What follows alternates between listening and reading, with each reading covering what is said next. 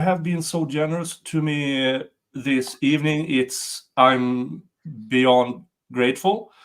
And so, folks, if you have anything to spare, shoot Sylvia. I did email Miss Baker, Emily, and the situation that she has is totally different from mine. She was talking about that case that she's streaming, and I'm not doing the case. Yeah, that was Idaho, Ohio, whatever state it was in, and that state has this rule that you can't rebroadcast of some sort. So the channel, the news channel who has the right to pull that, did all the strikes against everybody who restreamed that trial. So Broken Baker, 7 days ban, and a lot of other people's as well. So yeah, and for me, that YouTube, come on. Different states have different rules, and the rules for that state only applies for that state. And you cannot have own copyright on public information. I mean, the sad thing is they don't tell you what exactly video that's affected what's going on. So, and I'm still lost because I have over 3,000 videos. So I'm like, which one is the problem? Yeah. And they didn't tell me what is the problem. They never do. They never do. So they never give you a specification? No. Just a reuse of content, which is stupid. We reuse our own content all the time. Exactly. We stream the trials and then we take snippets and put out as videos because it makes us $10 more. And many people don't like 8-hour streams. They just want the highlights. So we do that for them. And 2-hour words. Go show, Nick. Keep up the good work. Thank you. Black Law Student, good show. Black Law Student also he starts. He also had a channel, didn't he? He's on Twitter. I know Black Law on Twitter.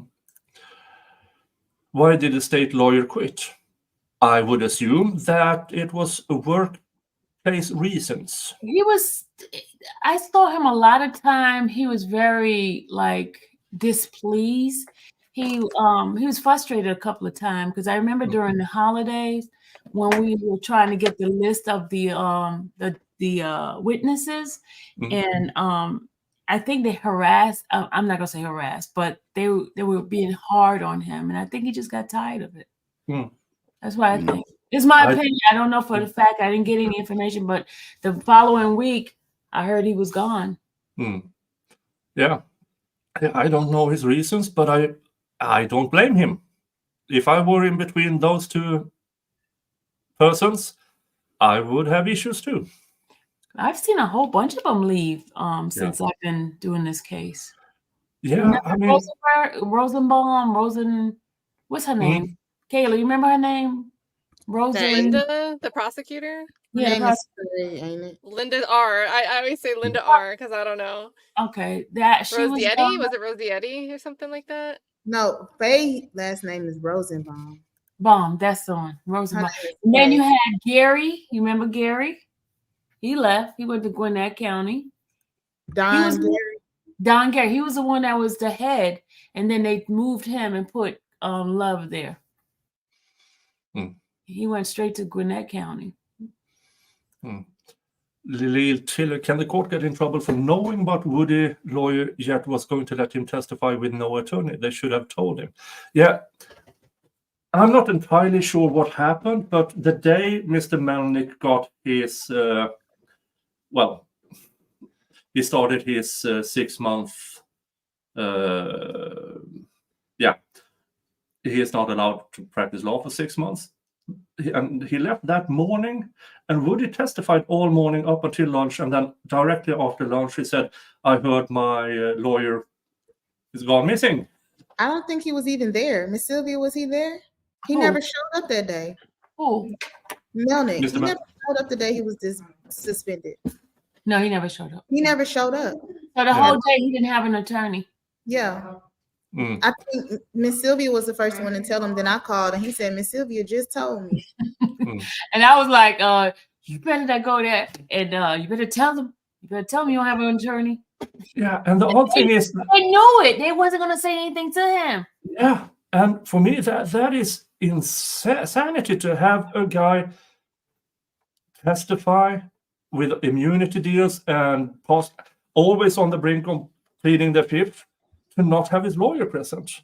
And Judge Whitaker knew because she already contacted the public defender's office. So she knew. She knew. Yeah. Can the court get in trouble for it? No. That's the short answer. It came out at 8:15. So by the time the court started, they already knew, and they let him get on that stand. Yep. They knew because they did it. Yeah. It's like the case was dismissed and they never told him. What Max said, I brought good news for you. Yeah, the case dismissed. He did say that. I got good news for you. Here's a document stating that your case is dismissed temporarily. Okay. Yeah, so the courts really, I mean, Woody has done some interesting things in his past, but he has paid his dues. And now the courts, 2-hour word him in court. Japanese Yakuza, sorry, Nick, I am drunk as a skunk. Please ignore. Hey, and we will talk via DM. We will talk via DM. But thank you so much. Infamous Sylvia, how did the jury react when they heard that 2 people were made up? Mike and Quest. I laughed. The jury. Let me see. I'm trying to remember because there was so many comical times in the whole trial. But I know that they were more alert during the time of the defense. And I was telling you guys, Twister was writing, and you guys know Twister don't write. You know who's Twister, right, Kayla? The one that sits closer to the window. That's Twister. Okay. She was writing. She was writing for the first time. I've never seen that woman write. Yeah, that is quite telling. Even somebody in the chat, that's a great point since we're kind of talking about Melnick. The jail calls also proved that they knew. Katt texted me. I was screaming in my head because I was on stream, but I was like, but yeah, they knew February that 2023. That was my birthday. That was our birthday. That was our birthday. Yeah, I mean, the prosecution has known a lot of things all along, which they actually has a candor to the court to present, which they try to hide, and they are still allowed to prosecute. Don't they have like a folder that said "Do not serve" or something? They wrote that. Yeah. Like, I know. They knew he had a lawyer. Everybody knew that Melnick represented Woody. Like I said at the beginning when Woody first came on my live, we talk about like everybody wants to know about us, and I'm like, me and Woody were actually beefing. Like we had real beef. From 2019 when he went to jail, I got him a bond. He went to jail again, I got him a bond, and he says it's 2 times. I say it's 3 times, but either way, I couldn't get him a bond again. And so when he gets out of jail, he calls me like being Woody and I'm being Kayla, like, come on. And so then I call Melnick and I'm like, hey, Melnick, get your client. I knew from that day, that was in 2019. So when all this started, Melnick told me like, I represent a witness in the YSL case. I say, who, Woody? He said, yeah. Everybody knew that. Yeah. Yeah, and I think it's different when he's in the court all the time. Real. The Key Sweat bacon story. How does the court pretend not to know if he's in the court all the time? And Slow, you all make my workday so much better. Thank you. Thank you for being here. Your own street. Nice, Nick. Thank you. Miss H. Gold, YouTube thought you were using LNC content.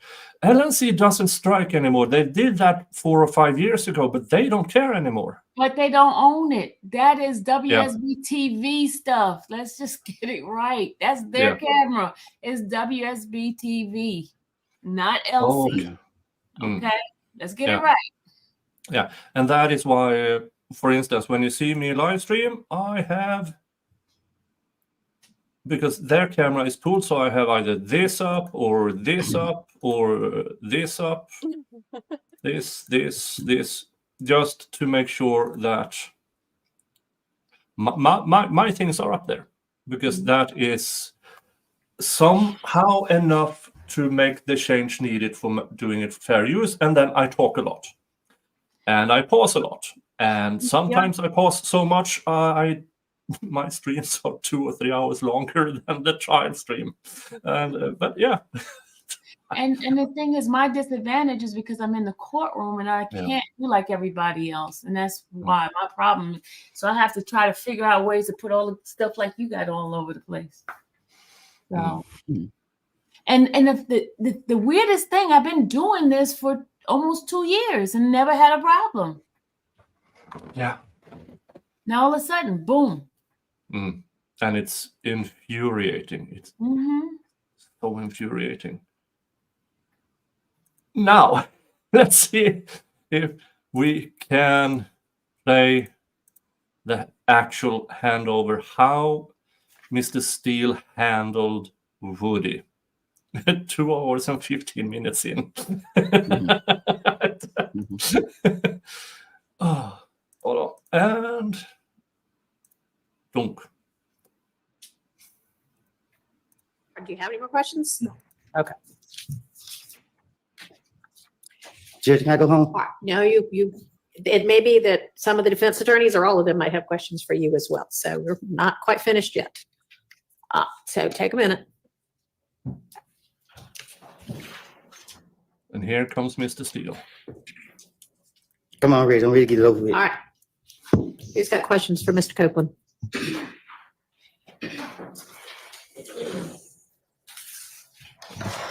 With the big folder. I love the folder.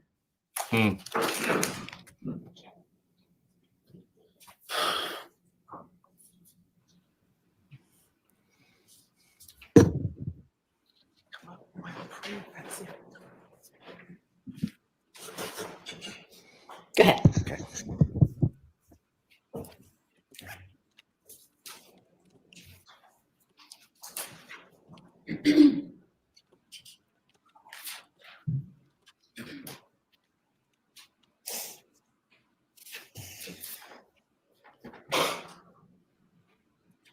I want to talk with you about verification or corroboration of statements made to law enforcement by you that we listen to on recordings, okay?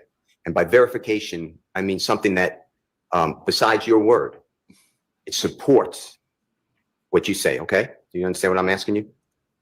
This is, in my opinion, an excellent start, because remember, Miss Hilton told Woody, but the cops verified all you said, which was completely false. First of all, she can't say that. And second of all, it wasn't true.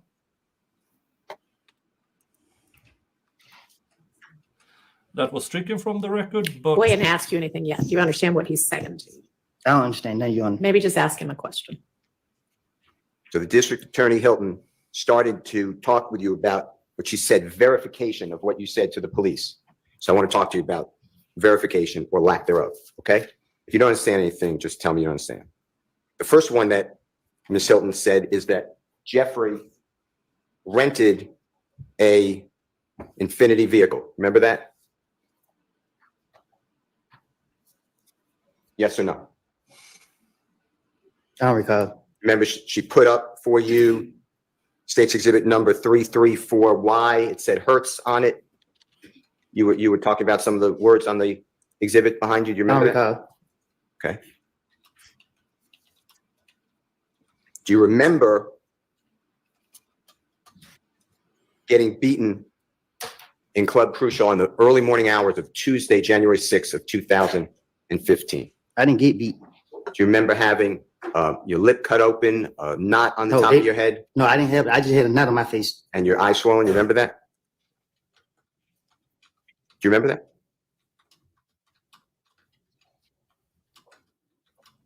Yes or no? I don't recall. If that's on the early morning hours of January 6th of 2015, do you remember going to Jeffrey Williams? I don't Next remember day. nothing from 2015. Well, let me finish my question. Do you remember going to Jeffrey Williams the next day and explaining that you got beaten at Club Crucial and you needed a car because you didn't want to drive around in the car that you typically drive around because you didn't want to be noticed in the area? Do you remember telling that? I don't recall. Do you remember saying to All right, hang on a second. When there's an objection on the floor, let me hear the objection and make a ruling on it, all right? Before you ask the next question. Assuming he's moved on, so we're not going to worry about that one. Go ahead. Do you remember saying to Jeffrey Williams that you needed a car and he was driving, he had a Corvette vehicle, a rental car from Hertz? Do you remember that? I don't recall. Do you remember realizing that a Corvette has 2 seats and you have a child with a car seat as well as your child's mother, Deshawn, at that time, and you needed a bigger car? I'm asking questions to see whether he remembers this conversation. Okay, sustained that is not a fact and evidence at this point. You The can question, ask him if it's happened. So you may ask that question. That's my question. Do you remember that? Hmm? Do you remember saying that to Jeffrey? Saying what? That you couldn't use a Corvette. He had a rental Corvette. You needed a bigger car because a Corvette's a 2-seater. I don't remember that. Do you remember Jeffrey saying, sure? Objection, Your Honor. That's assumed based on evidence and self-quotation. Sustained. Do you remember going to Hertz Rental Car at approximately 8 o'clock at night on January 7th of 2015 so that Jeffrey could get you a rental car, an Infinity rental car? Objection, assumed based on He can ask whether he remembers that or not. I don't remember. Do you remember telling this jury on direct examination weeks ago that rental car, that Infinity, was in your care? I said it? Yeah. Do you remember saying that? No. Do you remember driving that Infinity rental car from the time it was picked up from the Hertz rental car on January 7, 2015 until it was returned on January 12, 2015? Hmm? Do you remember driving that Hertz rental car that we're talking about from the time it was picked up on January 7, 2015 and having control of it until it was returned on January 12, 2015? I don't remember 2015. Do you remember driving with Mr. Zachary? Little D. Do you remember driving with Mr. Zachary and striking cones on the side of the road on the highway and damaging the Infinity rental car? Do you remember doing that? I don't recall. Do you remember giving that Infinity rental car to other people on the night of January 10th, 2015?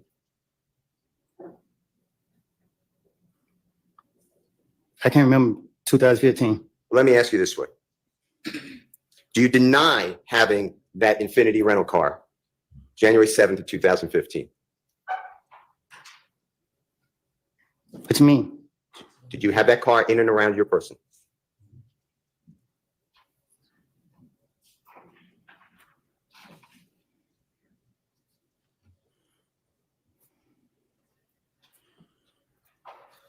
I gave the car to threat. Okay. You told the jury that you gave that car to your friend, and threat is Mr. Turner. You know his last name? True? Yes? Mm-hmm. Now, here is when Steele is trying to wind him in, because now you see Woody is starting to answer. And this is a verbal technique where you supply the answer with correct, yes, in order to get at least some kind of answer. Because sometimes you're with a witness or with somebody who really, really doesn't want to talk. And from this point on, I believe that Woody started warming up quite good. Sean, you are a defense attorney. Is this how you would fine to handle, Woody? I mean, yeah, at some point, because you got to try to warm him up, and he's slowly. I mean, because you start off, he's sitting in front of the jury, says, "I don't want to be here. I want to go home." And yeah, you've got to be very careful and just ease your way in. There's, this is going to be a very slow process, and eventually he's starting to answer questions. He's starting to answer questions, and he's making a little bit of headway. So yeah, it's like a big fish. You got to reel him in a little bit, just a little bit, very slowly. Now the handover was interesting, and I mean he didn't really warm up because this was the end of that day. But yes. Then he got home, get 30 minutes of sleep or something, and the next day was actually quite different. Let me just get to it. Offensive aggravated assault. Oh, let's see here. Hold on. Come on, law and C word. There you go. Dun, dun, dun. Here we are, the next day. District Attorney Hilton tell you you could testify to anything you want or something to that effect, and you would not be locked up. Just tell the jury. Just think about it. I don't know what you just said. I'm sorry, but there's a bad question. That's me. Thank you for telling me that I was inartful, is my word. Okay. Other than those two issues you just told, I'm going to get locked up if I invoke the Fifth Amendment. I'm going to get locked up if I testify that I'm involved in Donovan Thomas's murder. Other than those two. So if you don't say those two things, then your use immunity kicks in and you would not be locked up for anything else you testified to. Is that how you understood it? Yes. Okay. Now, did you ever ask District Attorney Hilton, why can't I testify if I'm sworn to tell the truth about being involved in Donovan Thomas's murder? Do you ask her, why did she exclude that? What you mean? Did you ever ask any question to District Attorney Hilton? Let me ask you a different way. Did you There wasn't no question. We was talking. Okay. And we were going back and forth. And that's what she said. Objection made. That's fine. That's fine. Your Honor. Sustained. All right, let me ask you some questions. I'm going back to your interviews or interrogations or meetings, whatever the right word is, between you and law enforcement, whether federal, gang, homicide. Okay, I'm going back to those that we saw the recordings for January 11th, 2015 with Detective Thorpe. Do you remember that? Mm-hmm. Okay. When we say it's just for the Yes. court. Okay, thank you. The jury saw the meeting or interrogation, whatever, the conversation on January 28th of 2015. Do you remember that? Yes. The jurors saw the meeting or conversation on February 20th, 2015. Do you remember that? I remember all the interrogation that they showed me. Okay. And then the last one would be February 21, the next day, 2015. Do you remember that? Yes. And I misspoke when I said the last one. The last one's really June 10th, 2015. You remember that one? Yes. Okay. I'm referring to those, and I'll make it clear which one I'm talking about. But I would like to talk to you about what you said in those different statements. And then if it was a lie, and then whether the police, the district attorney's office, the federal authorities ever came to you to say that we can or cannot, the word corroborate, but that means we verified what you said, okay? We didn't verify. That's what I'm going to ask you. A whole series, okay? All right. If I'm losing you, Mr. Copeland, it's me. All right. Let's start with, and this is going to be, Your Honor, Jeffrey Williams or JW 240A. It's an Elisa, and it states exhibit number 378YE, already in evidence. It's June 10, 2015. Interrogation, and Your Honor, the times are 10:36:34 a.m. through 10:36:42 a.m. And Mr. Copeland, do you have you might need those. What I'm going to ask you is these are a series of conversations with the with the police, different police officers, detectives. Mm-hmm. And I'm going to go over what you said, and then I want to talk to you about that, okay? The first one that I just announced is the detective asked you what started it off? Was it really about a windshield? And you answered, no, nothing thug, it's something personal against each other. I want you to hear that, make sure that's what it said, okay? What started it off? Was it really about a windshield? Nothing thug, it's some personal against each other.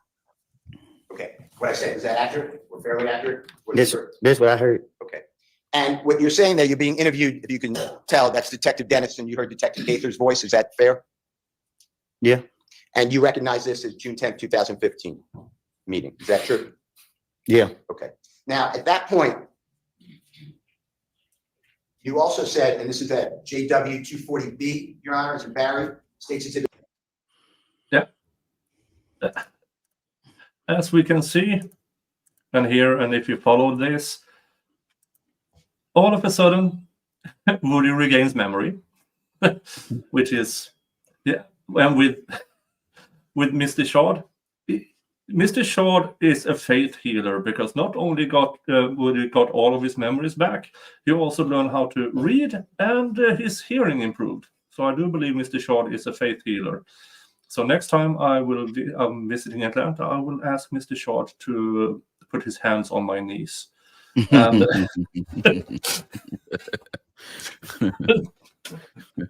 yeah.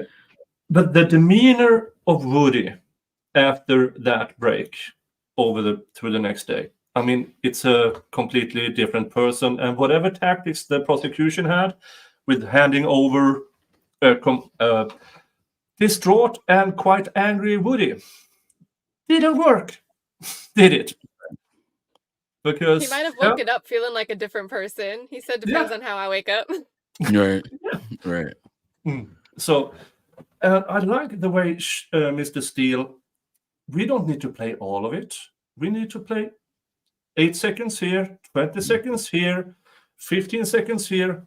Did they verify that what you were saying was truthful? And they never did. Never. So it took still a while to get to that point, though. I mean, to be fair, like Steele was a little bit long-winded with his questions. I think he was a little bit overly concerned about making sure Woody understood what he was asking. I'm talking about this particular day. But the last day of Cross, you can tell that he altered his approach to Woody on the last day of Cross. He was much more condensed with his questions, very different to what he did the day before. So I think that was very smart and intelligent on his part to ensure that he kept the attention of Woody. And then he's did some things that kind of shell shocked him, I say a little bit, to make him say, okay, yes, I'm listening. Yes. And then Shard just nailed it right after that. So that's kind of my take a little bit. In between, we had the few questions of the other attorneys, and then Mr. Shard came on. And how Mr. Shard started so softly, gaining trust, Woody was more or less opening himself up. And then that final hour, because Woody, I saw it on him. He knew where Shard was going a good half hour before the prosecution realized. Yeah. Because the absolute lack of proper objections. But when they realized it was too late, it was beautiful to see. And also speaks to the competency of the prosecution. And he did a lot of stitching. Like you could tell he would talk about something a little bit and then go to another topic. And then he would come back to that other topic right when your brain was no longer engaged in it. Like to me, it was I know he's a basketball fan, and I just felt like in his mind, he planned this out to match like a good coaching play from first quarter all the way through fourth quarter of an important game. Yeah. Shard was doing his half-court sets. I'm sorry, Nick. No, go on. Yeah, he was doing his half-court sets. He was being a point guard, out there, and he was doing it within the 5-minute crunch time, time frame, because he knew he asserted his questions. in a way that was declarative. We learned that last night in the chat. Declarative questions, right? Like I'm asking you as if I know this to be fact. And I know if you deny it, it's a lie. If you deny it, he was asking in that way, and he did butter up, Woody, and then he gave him the John Joe's elbow to the eye, MMA style. You know what I'm saying, at the end. So that was a great tactic, I think. Yeah, and at times when he gave shade to the prosecution. Now, if I were to use basketball terms, he did do a bit of Larry Bird on occasions, for sure. But all of a sudden he just laid it up, and it was so planned out, because I've seen him go up and stutter a bit, but this cross-examination, flawless. He got exactly where he wanted, up until Woody, nah, I'm not talking anymore. Yeah. But I'm gonna give you guys some insider stuff. Awesome. After he said awesome. After he finished the first half, right before the break, he came out in the hallway. I'm talking about Chard. He was pasting. You can see his adrenaline was just going rushing, and I remember Steele out there talking to him about pacing himself, because he saw himself losing the jurors in the beginning, because he was losing them because they started going back and laying down and doing a little closing their eyes thing. And so if you notice, there's a big shift when he came back. You noticed that, right? And so, but he was pacing like back and forth, and all of them were standing around just because. And Weinstein said he's getting to that point. He's gonna get there. And everybody was like, "Okay, what is he doing? What is he doing? He's gonna upset him. Why is he making him go?" He's like, "He's gonna get there. He's doing something." So that's what Weinstein was saying to the people in the hallway. So, but he was pacing. It was kind of like very interesting how it was being handled. Yeah. Tony reminds me of basketball. And guys, if you want to show Max some praise on X, if you guys go and compare him to make some NBA comparison, I'm sure that would be the most well appreciated compliment. I'll get his Twitter link. Now I got another one from Japanese Yakuza. Time to go to bed. I will talk to you through DM tomorrow. Thank you. TRT, still here. I just realized if defense never struck Hilton's improper question about police verifying everything, Shard could have said Hilton lied when he proved Woody made up fake people. Well, he kind of got there anyway, because they weren't paying attention. So, yeah. But that was they kind of had to make that objection. Because, first of all, it's not her job to provide that information, because she is the prosecutor. She but cannot the jury's state that way. Exactly. So it's candor to the court from the defense. They have to object to it.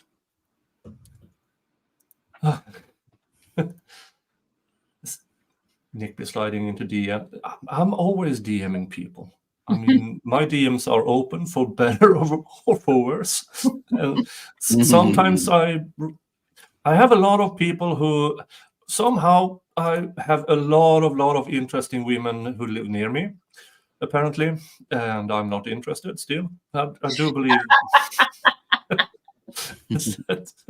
the larger my Twitter account gets, the more interested women are in my DMs. Isn't that weird? Sliding in your DMs, Nick?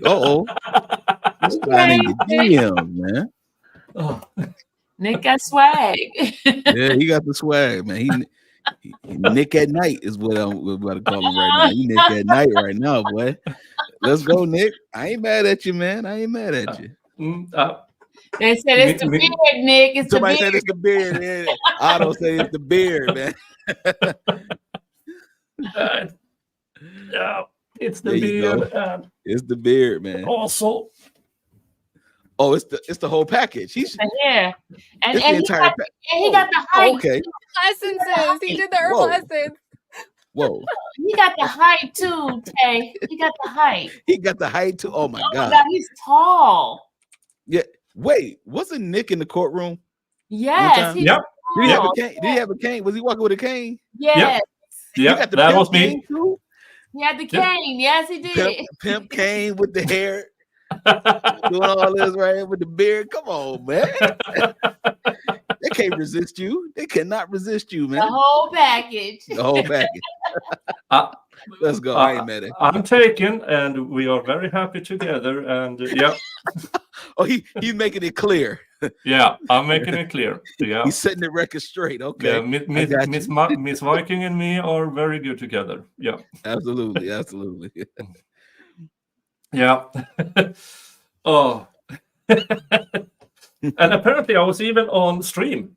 At least me walking out, and whoever that person who sat beside me, who was pre-law, she walked out and she was like 5 foot -2, and then I walk out at 6'4". I mean, it was interesting to see.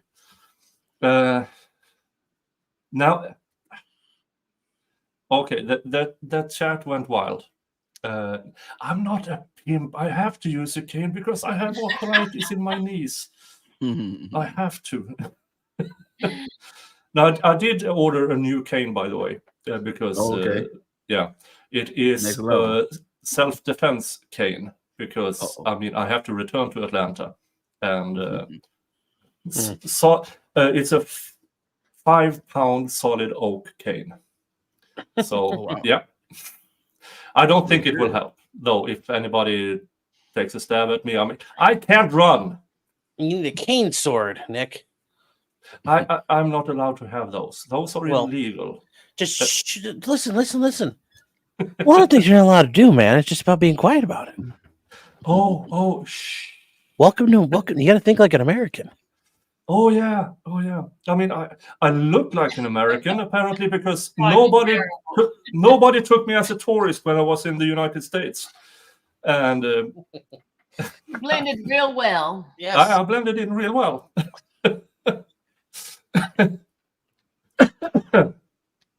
Yeah, I mean, Sweden, our gun laws are ridiculous, and so yeah, if first license, then the testings and the oral testings and the shoot testings, and then I have to repeat the shooting testing. Then if I want additional, I can, with one license, I can get a handgun and a rifle. If I want additional weapons, I need a new license. Yeah, and when I store it, I can't self-defense store it because the weapon, the pin, and the ammunition must all be kept separate. So if anybody breaks in, it's going to be, can you wait a few minutes while I assemble? So there's none of this. Yeah. So yeah, I would, if this channel blows up to, I mean, the levels, I'm going to the United States. I'm just saying. Okay. I like the United States. I like. Well, we like having you here, Nick. Thank you. I had much fun. Which state did you like the best? Oh, definitely not Georgia. I didn't stay enough time in. I only stayed in Atlanta, and Atlanta is not the entirety of Georgia. And I mean, the place that is most recognizable for me is because it resembles where I grew up, and that would be Michigan? Around around Knoxville. Oh, Knoxville. Okay. Because the hills, the mountains, the creeks, the roads resemble me of where I grew up. Okay. Yeah. Let's just say where I grew up. My year in our high school, we had around 60 people and 5 last names. So that reminded me of Louisiana. No, not Louisiana. Where's Knoxville? Tennessee. Yeah. So, yeah. That's a very interesting choice. Yeah, I mean, nature in a good reminds way. me and everything, and yeah. But I mean, I've been to Texas twice now in Houston, and I love the people. Okay. But the humidity kills me. The heat and humidity. No, I just can't. I mean, I like it warm, but not that warm. I mean, right. I went there. 93 degrees feels like 110 with humidity, and Absolutely. No. Absolutely.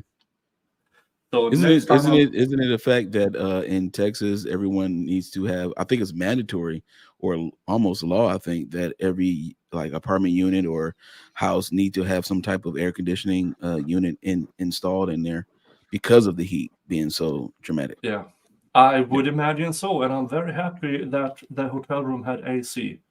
Absolutely. Yeah, and yeah, that thing was a lifesaver. I mean, even at sundown, normally when I open up to go outside over here, yeah, it's cooler. In Texas, yeah, no, just no. Yeah. Because I drove from Houston up to Detroit, and so Houston, New Orleans, Montgomery, Atlanta, Chattanooga, Blue Ridge, Knoxville, Indianapolis, and then up to Detroit. So that's where I'm from, Detroit. Hey, nice. Yes, sir.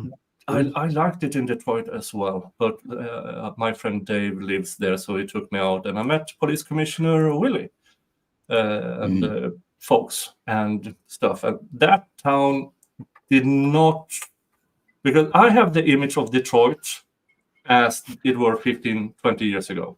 Mm-hmm. It's not that town anymore. It's not. No, not at all. Completely different. Yes.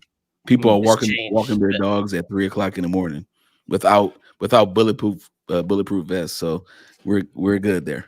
Yeah, depends where in, because they took me through downtown, which is amazingly clean. I mean, I've never seen such a clean town. I mean, seriously. Then we went to Mexican town, which is also great, and then we went to a neighboring area to Mexican town, which was not so. It was interesting, but for another reason.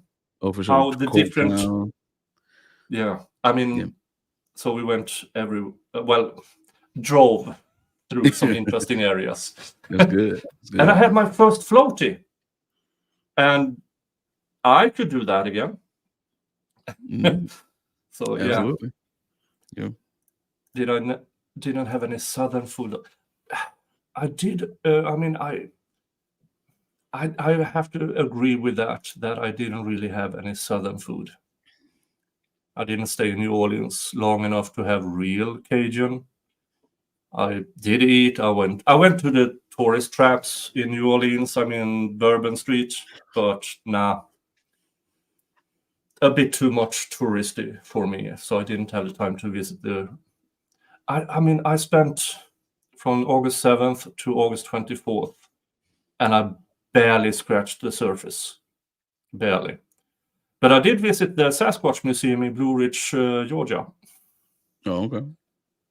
Bigfoot Museum. That was interesting. Yeah. Okay, we are almost 3 hours in, folks. Melanie's way. Where's Nick from? I'm Swedish. And I get to shoot pew pew in Detroit. So that was fun. Okay. I haven't shot a firearm since Army, and that is 30-something years ago. So that was fun. And can't wait to do it again. Let's just say. Absolutely. Yeah, but folks, we are almost 3 hours in. Again, amazing panel. Amazing discussions, and as per usual, we don't get to play much of the trial because we have such great debates and discussions and everything. So Kayla had to leave, so thank you, Kayla. Thank you to Thugger Daily for showing up. I mean, always good. Sedi Nash also was here earlier. amazing person, in my opinion. I've seen in the chat, folks, we can all have differences of opinions. Yes. Katt is that's always what makes it great. Yeah. And Sean, thank you. Sylvia, thank you. Tabis, I hope you can return. Every Friday, 6 p.m. Friday panel show, folks. And I hope Nick, Tabis I just can want to return. tell you, if you don't get a response from me, I'm just gonna come late. Yeah, okay. I will send you the invites. Because you know I do Jeff thing, and so if I don't show, if I don't say anything, I'm still coming. Okay. Yeah, thank you. Awesome. And Katt, not Williams. Always here. She has access to my StreamYard, so she doesn't even need an invite. But I will send you all invites to next Friday. There's no trial on Monday, so next is holiday. Tuesday. It's a holiday. It's Labor Day weekend. Yes. And on Monday I go back to work. Oh. My vacation is done, which means that I start around 6 a.m. in the morning and I work until 3 p.m., which means my streams will start a bit late, 4:30 p.m. my time, which is 10:30 a.m. That's perfect because I have something else to do earlier now, so I'm good. And let's see, so I didn't miss anything. I don't think so. Thank you, chat. Amazing, as per usual. Thank you for the support of this channel. You are what makes this come true. And I want to thank everyone for the Cash App. I appreciate you guys. Thank you so much. Yeah, remember, it's pinned in the top of the chat if you want to say send something to say bye for Friday. I will send you all over if I can. I don't know anymore because YouTube's redirect has been acting weird the last couple of weeks. Yes, it has. So I don't know if it will work, and I will send you all over to Legal Vices, who is having his monthly grifting stream where alcohol will be consumed. Yes, he's back on after being in jail, YouTube jail. So. Yeah, and Jeff just got back from his 7-day ban because YouTube banned him for 7 days for what? Yeah, they said he was doing a questionnaire. What is wrong with YouTube? Well, it's Yeah, and they couldn't. It was an illegal questionnaire with some very bad words in it, and he couldn't have done it. And when they say, "Okay, but show it to me," and they say, "We can't. It was deleted." But how do you know it happened? Legal law said he's still banned. Legal law is still, yeah. Wow. Yeah, but that was for different reasons. Dave and another that YouTuber did some copyright strikes. Then he had to make a new channel. And according to YouTube, because Dave is doing what we do, stream trials, commentary. But YouTube says, no, this is not what we want for our platform. Wow. Yeah. But thank you, Casper, redirecting to Legal Vices and Jeff. So I will try to send you all over there. But I will be sending you all over with a song. Not the nut one. Not the nut. Not that one. This is the country version of Nut Tunes. Shadows creep, stains on tiles, secrets keep, broken souls, dreams bereft. In the showers, no mercy left. Water drips on cracks, cement. Ain't no peace and no repent. Lifeless eyes stare straight ahead. It made whispers, prayers to dread.